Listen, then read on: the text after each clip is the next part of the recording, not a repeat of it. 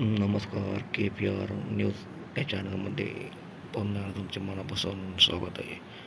मित्रांनो, आज पवित्र दिवस, पवित्र वार तो म्हणजे सोमवार, नंदीचा वार.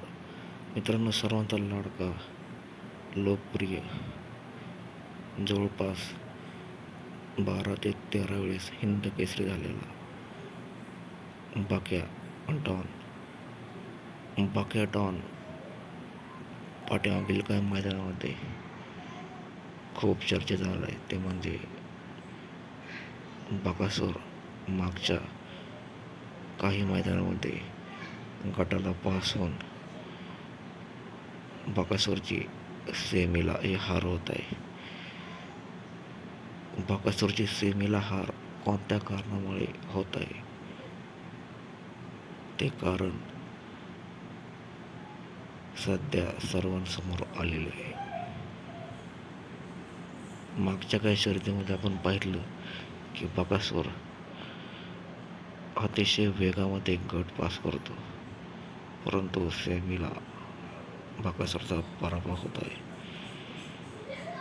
त्याचे धक्कादायक कारण असे आहे की अनेक बैलगाडा शौकीन, त्याचबरोबर बकासूर प्रेमी यांनी हा अंदाज लावला आहे की बकासूरला मुळशी धुमाळ कोणत्याही प्रकारचा हा आराम देत नाही. सतत बकासूरला या मैदानावरती मुळशी धुमाळी घेऊन येत आहे. ते एक कारण. आणि दुसरं सर्वात महत्त्वाचं कारण म्हणजे की बकासूरला याच्या अगोदर म्हणजे मागील वर्षी बकासूरच्या पायाला गंभीर स्वरूपाची जखम झाली होती. लिगामेंटला बकासूरच्या हा मार लागला होता. लिगामेंटला मार लागल्यामुळे बकासूर तब्बल 1 महिनाभर हा गोठ्यामध्येच होता.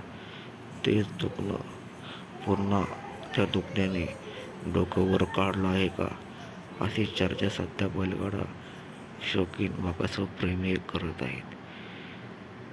कारण की मागच्या मैदानामध्ये आपण पाहिलं की सर्व परफेक्ट नियोजन असताना देखील सुद्धा, पायराही व्यवस्थित असताना देखील सुद्धा बकासूर हा सेमीला मार खात आहे. त्यामुळे बकासूरने मागचं दुखणं वर काढलं आहे का, अशी चर्चा सध्या बैलगाडा क्षेत्रामध्ये मोठ्या प्रमाणामध्ये होत आहे.